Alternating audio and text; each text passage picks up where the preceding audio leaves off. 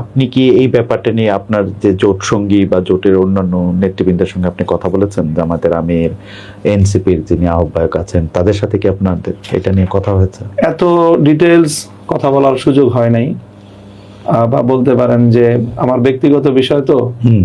আমি ব্যক্তিগত চাওয়াটাকেও যেরকম খুব বড় করে দেখি নাই নির্বাচনের আগে এবং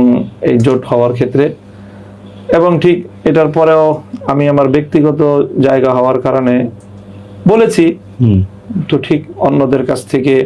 প্রত্যাশিত সেই রেসপন্সটা আমি পাই নাই। এইটা একটু কৌতূহলোদ্দীপক না যে মানে আপনি তো মানে খুবই গুরুত্বপূর্ণ জোটের খুব গুরুত্বপূর্ণ নেতা এবং আপনি সব জায়গায় ভোকাল, এমনকি আমরা দেখেছি যখন জোটের একটা আনুষ্ঠানিক ঘোষণা আসলো তখন আপনাকে একটা, আমি তো ওই সময় মানে নিউ ইয়র্কে ছিলাম কিন্তু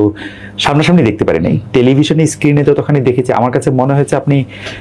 মানে ওইটা বলে না কি ফ্যাক্টরের একটা ভূমিকা আপনি হয়তো পালন করেছেন। তো সেই ক্ষেত্রে আপনার ক্ষেত্রে যদি এত এরকম হয় তাহলে জামাতে ইসলামী বা এনসিপির কি আরেকটু ইনভলভমেন্ট দরকার ছিল বা আরেকটু এটা তারা হয়তো আরেকটু করতে পারতেন। বাকি এখানে বিষয়টা এখানে মানে বিবেচনা করা হয়েছে হয়তো একটা সিট হিসেবে, ওকে একটা সিট। আর এখানে যেহেতু আমার মতো আরো গুরুত্বপূর্ণ একাধিক ব্যক্তিবর্গ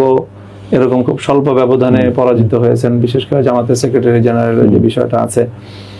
হয়তো সেগুলোর সাথে সব মিল করে এখানে কোনো একজন ব্যক্তিকে খুব বেশি একটা ফোকাস করাটা